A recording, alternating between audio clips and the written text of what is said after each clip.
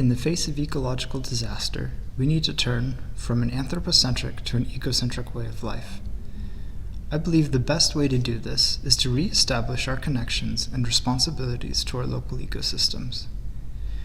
By creating communities based on local ecologies with strong social ties so that they can meet growth and even the global market on their own terms, we become radical localists. So what might this look like in Cottonwood? A quick insight to Cottonwood: they don't have a city hall. Rather, the functions are spread out among a number of buildings throughout town.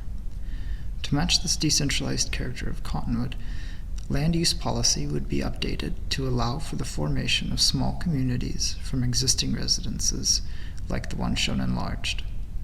The residences of these small communities would then be able to work together to make changes to the landscape and architecture as they turn to their local ecosystem.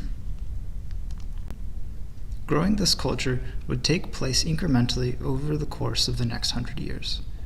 In the first phase, vacant and open land near existing residences would be turned into a shared farm of animals and native plants, integrating the ecosystem and building resiliency in these newly formed knots of people, gardens, and buildings. Task buildings that will help support the farm would be constructed along with the addition of apparatus such as solar and rain or greywater systems to skim resources from the environment. Between the residents of each knot and those of others, they will be able to find what is needed and what they are most capable of supplying to begin a horizontal distribution of goods, labor, and knowledge. This gives the opportunity to develop spaces of dispersed learning networks throughout the town as people engage with each other and participate in radical localism. Phase 2 will happen naturally as lifestyles, art, and economies develop around these knots that are based on the local ecosystem.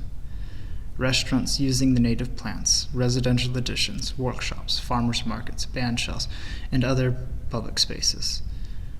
Of course, all additions would be built performatively in order to lessen their impact on the ecosystem and watershed.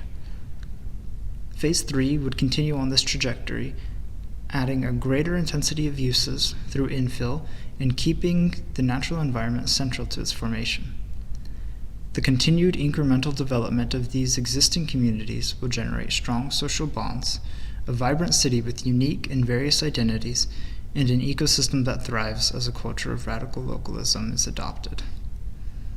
As this shift to an ecocentric way of life continues, we can see a future in which more knots develop across Cottonwood, not only stopping outward expansion into natural areas like the nearby watershed, but even a contraction of our built footprint, allowing more space in the city to be given to the intentional integration of the ecosystem.